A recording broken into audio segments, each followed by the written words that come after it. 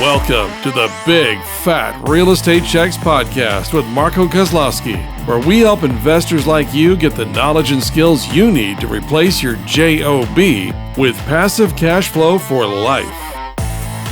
Hey, Marco here. I really wanted to share with you our earlier podcasts that we created. Now, our mics were not the best, but the content was really strong, and I know you will learn a lot. We had an absolute blast recording this, and I know you're absolutely going to love it as much as we loved recording it. This extremely content-rich information will not only give you the edge in your real estate investing business, but in everyday life. Enjoy. Hey guys, on this episode, we're going to discuss the 3 things that will absolutely destroy you, kill you, and really fuck you. The only word in the English language that can really describe what can happen if you do not do one of these things. Anyway, these are the 3 things that will completely fuck you if you aren't careful. That's kind of in real estate. Yes, in real estate. Yes, and specifically not in life in general. There's more than 3 things. Yes, but in real estate, if you screw one of these 3 up, then you're kind of fucked. So number 1 is buying it incorrectly. Most dangerous one. Absolutely, and it's one that I think most get into, is they don't buy below wholesale. You want to go where Costco shops. If you want to open up your own Costco, which I would absolutely love. If I could, I would. I would basically invest every penny I've ever made and continue to make into a Costco if I could. It's kind of creepy how much I enjoy Costco. But Costco shops at below wholesale prices, allowing its members to get great deals on products.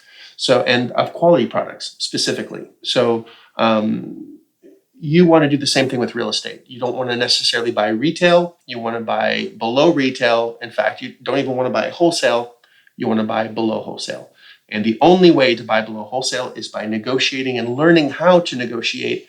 I know most people think negotiation is maybe even a dirty word. I thought that for a very long time. The devil. Unethical. It was taking advantage of people. But truthfully, everything that you have has been through a negotiation. Everything that you own, the car that you drive, even the person that you wake up next to, was through some sort of communication and negotiation. And all negotiation is communication with a goal in mind. Mm-hmm. That's all it is. So we all negotiate on a daily basis, and learning how to be a more effective negotiator is something that you really should learn how to do, how to get better deals on property specifically. It's one of the last things that you can actually negotiate on. I can't go negotiate if I want to buy Bitcoin for half price. I can't do that. If I want to buy stock at half price, I can't do that. In fact, there are very few, even the car business now, they're like, we offer our lowest possible price, no haggle price. Okay, whatever. There are very few things that you can still negotiate with in this world, and real estate is definitely one of the last bastions of having fun in that environment to get great deals on some great property. The property that I'm living in right now, I got at pretty much half price from an extremely motivated seller that wanted full price. I made him a very low offer. He told me to go screw myself, like literally, go screw yourself is exactly what he said. And I kept following up. He kept following up with me. And eventually he got to a point where he just wanted out, and we came to terms. And buying things right is the secret to having a long career in the real estate business. Now, the question is why? Why is it so important to buy things the best possible price? Well, one is the economy can shift. And it will shift. It's inevitable. And if you need to dump it, get rid of it, sell it for whatever reason, or refinance it, you can always pull money out or sell it and get out of it. If you owe more than it's worth, or if you bought it wrong, you're going to lose money on it. And if you're buying it with debt specifically, if your debt level is too high, you can't pay your bills because you're paying your mortgage. And any small shifts in the economy, or your occupancy dips down too low, or you need to make very specific decisions in order to save the property, and your bills are too high, guess what? You've lost the property. So you're putting yourself at risk by buying it too high. So number 1, buy property at the right price, period. Anything to add to that, boys? Well, you know what? It's sometimes that's easier said than done. On residential, probably a little bit more easier if you have the comps. But again, even the comps, like you said, Marco, on a previous episode, if you get 3 different appraisals, you're going to have 3 different prices on that. It's what the market bears. But at least you have some indication on what you're getting it for. For commercial, it's we base the value based on the income that it generates, and the caveat there that where people stumble is that either they don't verify the income and the expenses properly, and that's where they fall short, and they're buying it on false pretenses. And when they do so, they quickly realize afterwards, like, holy shit, I paid too much for it because it's generating X and I thought it was generating X. Or they buy, and we mentioned this, they buy on future value. It's buying on speculation, and that's a dangerous thing that people do. They get emotional. They look at the shiny object like, oh my goodness, look what it could be. And I remember you saying a joke, what if I sold you a parcel of land on Mars, which maybe one day, maybe not in our lifetime or a kid's lifetime, that's where they're going to be living, and maybe it will be valuable. You open up a little dome. I can't. I'm sorry, Frank. I can't even. I'm looking at your wife beater. And well, what the hell's going on with Frank? Oh man. Well, we're watching a lot of movies, and if you watch movies, actually even like Carlito's Way and things like that, they wear the tank top, the white. In case you didn't know, Frank's Italian. Yeah. He just wants to make sure everybody. Francesco. So. These are things that'll kill you as Frank. Yes, in real estate. So, that's how we go collect. Yes, that's how we go collect. Exactly. But to get back to this is like, I know this firsthand. I before I got educated properly on the way to buy real estate, I bought 4 properties at probably above retail. Never mind retail. I wish I had bought at retail. And it did hurt. It still hurts. It stings just thinking about it. And one of these properties, if you don't know this, I'm a CPA by profession, so I can't give back keys to a bank. It's I can lose my license. I can't go bankrupt. So I had to actually support these units for a long time from a negative cash flow perspective. But I once I tried to sell one, I realized that I'd have to give money to the buyer or to really the bank at this point just to get rid of it. So I had to give, once I sold it, I gave $35,000 to the bank so I can sell it to someone else. If I don't know if that adds up in your mind, because it never did in mine, but that's what I had to do. I had to just like I got a mobile home park and got paid $40,000 to buy it. You had to pay $35,000 to get out from underneath it. Correct, because it was draining you. I don't know what per month. It was about $36,000 a year that it was draining me. So that $35,000 that I gave back is done to save the future. So it made sense. That was an investment to a certain extent that paid off. Yeah. But just to say that it hurts. It hurts. Like, so it's this is not just something we'll tell you. Like I actually went through this. So yeah, not buying it right is a big one. Let's get to number 2, which is bad management. Let's talk about that. Oh my God. Yeah. You're bringing back memories for Frank. You go first. You go first on bad management, because I know that you've experienced this firsthand as well. We all have. We all have. We all have PTSD here. So let's start with Frank's PTSD. Let's start with one of our first mobile home park that we purchased. That was a nightmare because of the management that was in there. They're used to operating it one way, and they don't look at they bring anyone in, so that was the issue. So they bring anyone in, they do everything their way, or they don't do anything. So people get lazy, and now the way I structured my management is a little bit different. But I'm not in the picture. You're not in the frame, Frank. I'm not in the frame. I'm falling off. I'm slowly moving. Let me just move my chair here. Let me get into the frame. Like, Frank, I'm looking at the monitor. Where's Frank? Oh, we only see half of it. All we see is a gold chain. It's like Casper, the ghost. But no, with the badge management, and the thing is, what I got when you get management in there, they're basically your connection to the whole operation of your business, of that particular property. So with the mobile home park, when we had it, and we still have the mobile home park, we just don't have that same manager. But with that, where they start getting lazy and not doing anything, neglecting the tenants, or not fixing things that they're going wrong, what's going to happen? It's going to decline. Sales are going to decline. And if you're not on top of that or make them accountable, they're gonna ruin your whole business, and you will be losing money every single month. You got some that steal from you. I think when rents come in, depending what kind of asset class you have, they'll take cash. You don't know about it because you're not there. You're at a distance. I'm from Toronto. I'm not in Florida. I'm not in Arkansas where some of my properties are. So it's impossible for me to even know that. Again, so you having that management in there that has bad intentions or I use Or bad work ethic. or bad or maybe some of them don't know. That's the thing. Some of them just or they're don't not, know. or they're not managed properly. Like they're not held accountable. So, like if they think if they're doing something wrong and you're not telling them that they're doing something wrong, then they're just going to keep that behavior up. So the onus is not just on the management. That's why we recommend a professional management company that's bonded, licensed, and insured. And there are multiple management companies in that area. We've discussed this on previous episodes. If you haven't gone to those, please do. You should have at least 3 in the area that are competent and are saying yes to managing that property before you even buy it. And that way you can minimize your risk. So if one screws around or steals from you, you have two more to choose from.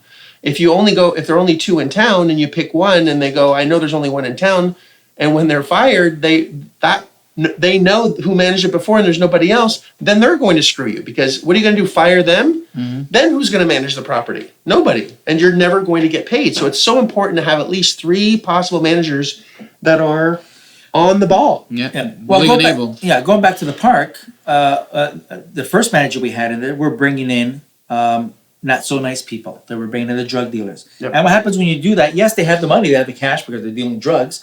But what happens is you have all these bad apples within the park, which is a community, and they're scaring away the good people you want. The families. And what happens when you have all these drug dealers, and this could be a total different episode where you have stabbing. I had a 76-year-old stab the guy next door in the RV. Like it's unheard of. People walking on with guns, one shooting himself. Well, hang on a second. The person that did the stabbing, how old was she? She was 76. She was 76, and she stabbed the person next door, which is also in the 70s. In their 70s over jealousy. It's like, I'm going to get you. No. And he never saw it coming.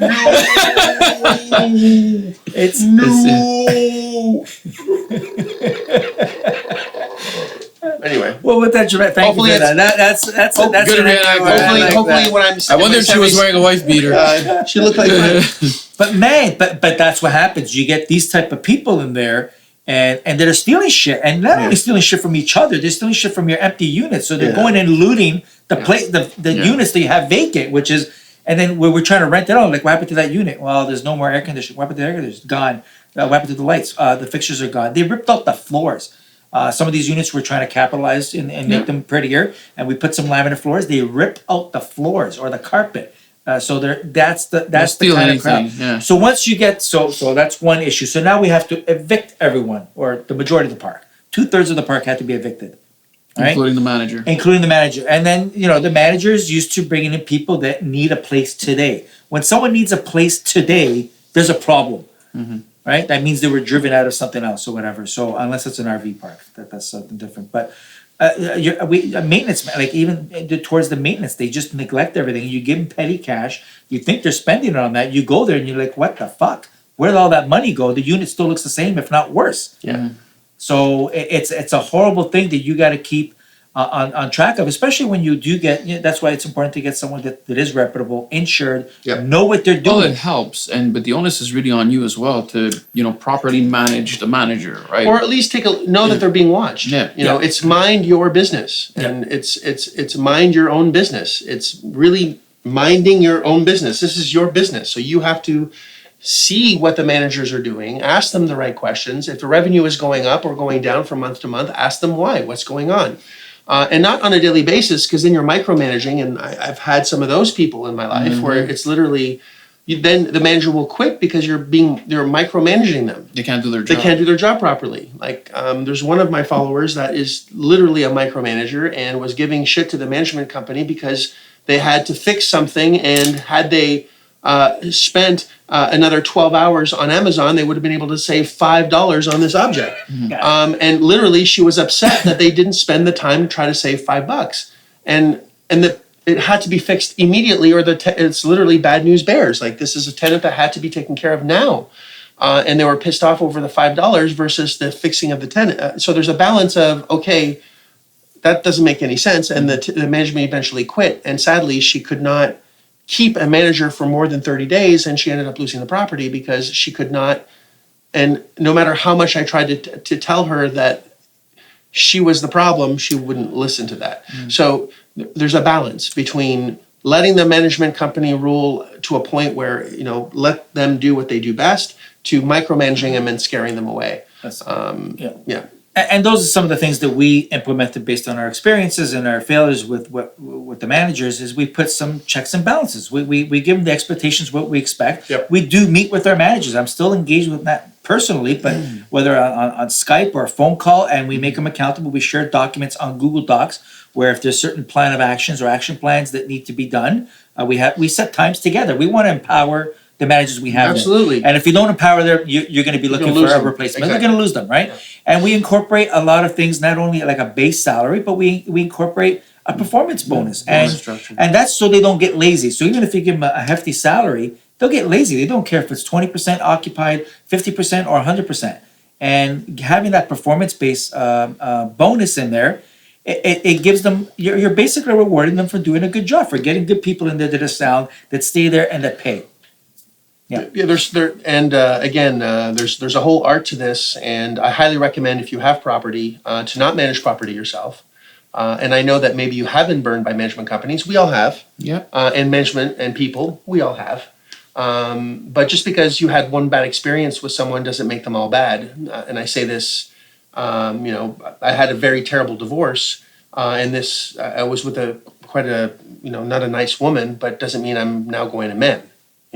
Just because I have a bad experience with one woman doesn't make all women bad. It just makes that one bad. Mm-hmm. So understand that you can't paint everyone with that same brush. So not only get educated and ask the right questions, but understand that it is a person or a group that's part of your team, and you're only as good as your team. If a team, you can't win the Super Bowl. You can't win the Stanley Cup. You can't win whatever the FIFA Cup, basketball, the World Cup, whatever, the Euro Cup, Champions Cup. You can't win whatever the cup is without a team. They can't do it by yourself, right? You can't win a Super Bowl with one player. So understand that is what you're trying to build, is a team of people, and the management is so vital, so critical. But if you're doing it yourself, that stops you from going to buy a whole bunch of other property. You're limited by the time that you have. If you have a team over here, a team over there, a team over here, you can multiply yourself multiple ways and have a lot more money and time by scaling, which is very important. So I highly recommend that you get educated. If you want us to help you with that, love to do that. This is something that we definitely cover in some of our programs, how to manage a manager adequately, so you're not only running as efficiently as possible, but you're keeping an eye and monitoring exactly what's going on, and you can see in advance if things are going in the right or wrong direction, because you want to be proactive and not reactive whenever something goes wrong. As much as possible. Yeah, so you want to make sure that all those things are in the right spot. And I think we've covered management fairly well. We have a whole other episode just on finding and questioning the property manager, so make sure you tune in on that. And lastly is asset protection. Favorite topic. Yes, is protecting your assets properly. Mm-hmm. And there's a lot of misnomers and a lot of opinions and a lot of misinformation on asset protection. You ask 3 people, 3 lawyers on asset protection, they're going to give you 3 different things, 3 different answers. And obviously we believe we're right, but if you ask someone else, they're going to believe that they're right. But you can research everything that we're saying and find out for yourself. Now, buying a property in your own name is the worst way to do it. Yeah. So you don't want to do that for multiple reasons. If you own an asset in your own name, if you own your house in your name and you own your car in your name, and you give your 16-year-old daughter or son the keys to the car and they go and kill someone, sadly, or hurt someone, hopefully that never happens. The car's in your name, you're responsible. If your house is for example, paid for, the person could sue you and you could lose your house. They could take everything that you have and sue you personally. So your ass is in the air, ready to get fucked. Yeah. You're basically, it's terrible. And no one tells you that you shouldn't have property in your own name. This is not something that's common. 94% of all lawsuits in the world are in the United States. That's a very large number. 94% of all lawsuits on the planet are in the United States, simply because there's a no loser pay rule. For example, in Canada, if I were to sue Frank and I lose, I have to pay his attorney fees and my own. That doesn't exist in the US.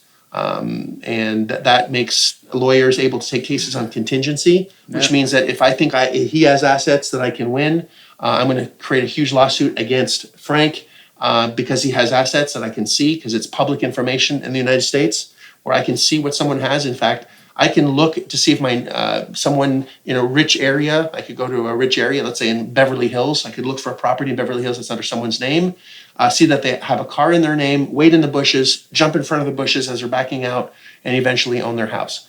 It's terrible, but that actually can happen. So, and there's professionals that do that. Because, well, in Canada, we have the Privacy Act. Yeah. In the States, you have the Freedom to Information Act, which is... Isn't there a website for that? Like whocanisue.com? Yeah, there is. And what it is your life is exposed down here because of the Freedom of Information Act, where people are allowed to see what house you have, what mortgages you have, who you drive, how much car you drive, where you live. Mm-hmm. It's actually scary coming from Canada because we have that protection. You can't find anything. And that's the thing. So if you're listening from outside the US, like this is a reality. It's very litigious. It's part of the process. It's in fact expected that you're going to be sued multiple times in your lifetime. It's going to happen. It's just a question of when, not a question of if. And you have to protect yourself and your assets. And it's not hard to protect yourself. In fact, I would love to get you to a point where if you do get sued, you do a little pee-pee dance, you giggle, like you're going to be okay.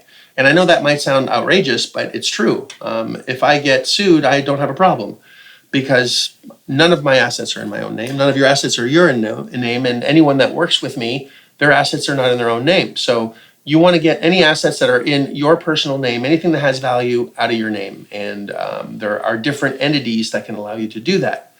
Now, we could have a whole episode, in fact, on asset protection, which I think if we haven't already, we're going to create one, depending on when you listen to this broadcast.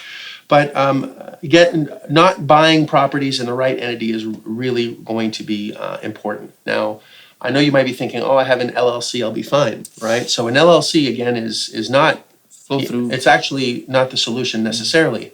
Now, as a Canadian, I can't have an LLC because the U.S. government, an LLC is seen as a flow-through entity, which means that I pay personal tax at the end if it flows through to me, right, as an LLC member.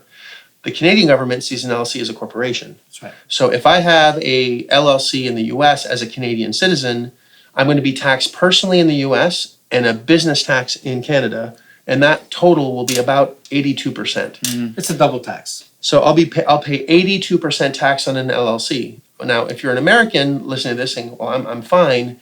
Well, LLC is fine for your protection as far as you and your security to get sued. It's a fairly, as long as it's not a single member LLC. A single member LLC is actually considered a partnership now. There's been some case law against single member LLC. So if you have an LLC with only you as the member, it's actually it's like a hospital gown. You only think you're covered, right? So it's actually not going to be very good. All right. So just understand that.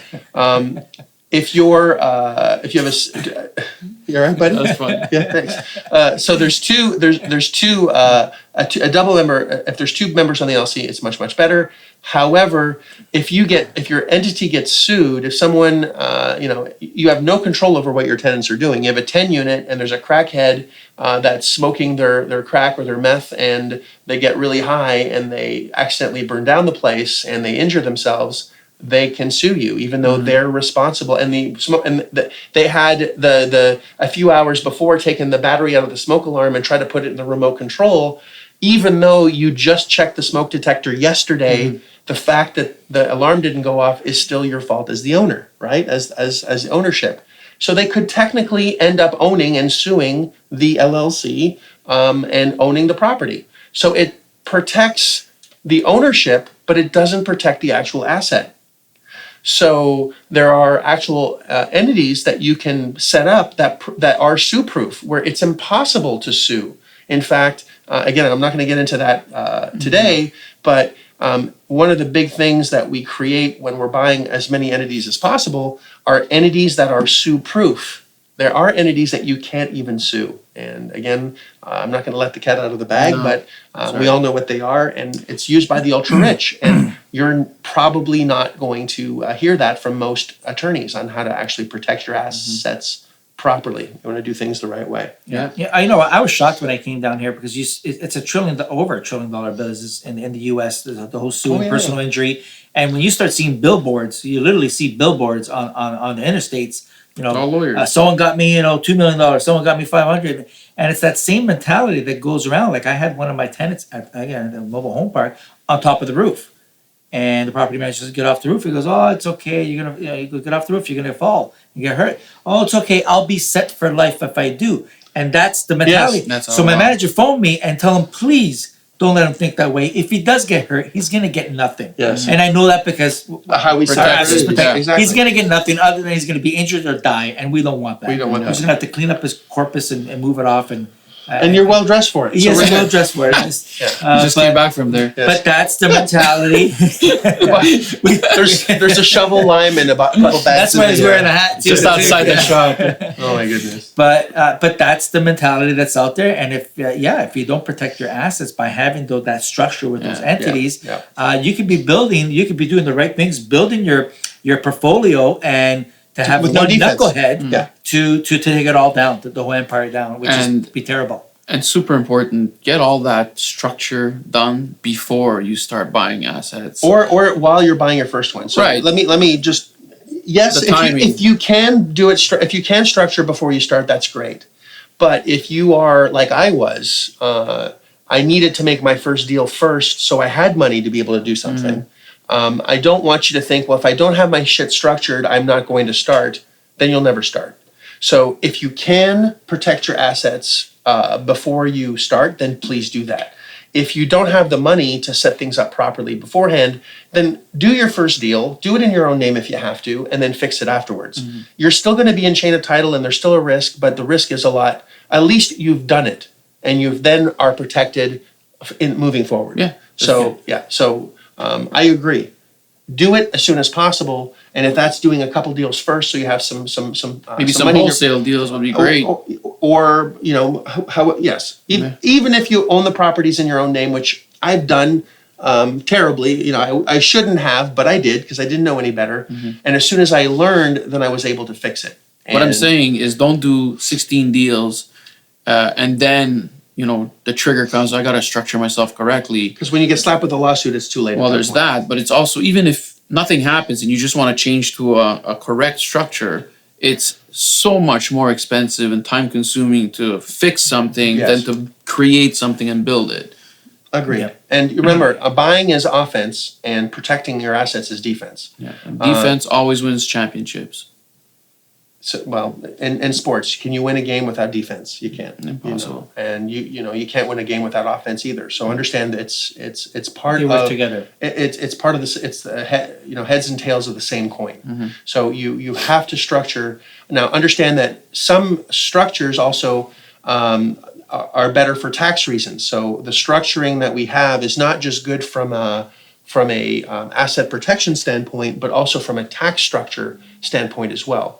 And it's not, do I use this entity or that entity or this entity? We actually use 3 or 4 different kinds of entities where one collects the money, one pays rent to the other, one is a management company, one transfers the money to the other. So there's structures because like corporations have the highest tax benefit, but a trust is a smoke screen, and then one is sue-proof. So you have different things that will do different things and how they work together. Each entity has its own purpose. Yes, and they work together in harmony, in a dance. They're part of the chess pieces on the board allowing you to win the game. Yeah.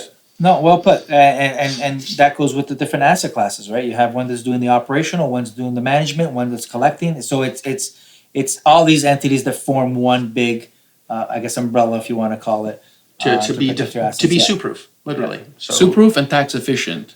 at the same time. Yeah. Yeah. Yeah, because if you are making $1 million a month, you don't want that flowing through to you personally because you're paying taxes at the highest possible level. So you want to be able to choose how much tax you pay. Now, the beauty of having real estate is if you structure it right, you have something called depreciation, which is $36,000 or so per million of property purchased. So you want as many millions of dollars in real estate, so you pay the least amount of taxes. Yeah. And that's where we're ultimately want you to do. So to recap, the 3 things that will fuck you if you don't do things properly is 1, not buying it right. If you buy it wrong, there's a shift, or you owe too much, you're going to lose the property and you're going to be in a position where you're not going to make any money, or if you're overpaying, you can never get rid of it. Yep. It'd be like herpes. You just keep coming back and you hate it. All right. That keeps on giving. The gift that keeps on. I don't know about it, but maybe you do. No, It's 1 in 3 have it. I know I don't. So it's me 1 in neither. 2. All right. So number 2 is bad management. Bad management will also destroy your property. If they're not collecting, they get shitty tenants in there. They just destroy the place. It can really destroy the property very quickly. Your morale, your ability to get into the business. It'll make the business miserable, and you don't want that. Avoiding lawsuits by tenants that by taking the property, thinking that they have this sense of this entitlement that your ownership is. No tenant wants to pay rent because they believe that you're a wealthy person and that they deserve not to pay rent and they deserve a lawsuit. It's way easier to go after somebody else's shit than work for your own shit. And that is a lot of people's mentality. That's the Jerry Springer mentality. And in a lot of properties, that's how it is. Yeah. So you want to protect yourself from those 3 things. So we're going to deep dive into most of those on different episodes, and I look forward to seeing your results in that, and making sure that if you do have existing real estate, identify and see if you've actually made any of those mistakes. And if you want help cleaning any of those things up, please email me, marco@marcokozlowski.com. I'd love to help you in any of those 3 areas. Did you buy property right? How can you do it better in the future? Do you have the right conversations with your existing management team? Could you do better? Are you optimizing it?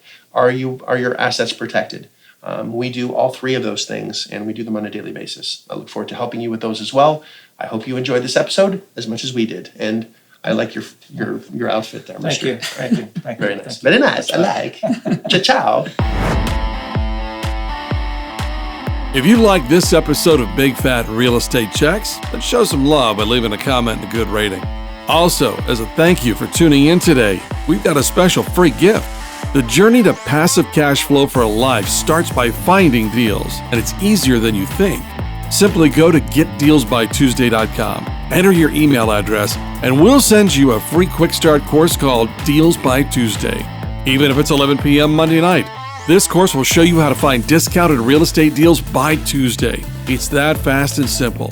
Go to getdealsbytuesday.com and start your journey toward life-changing cash flow today. Thanks for tuning in, and we'll see you on the next episode.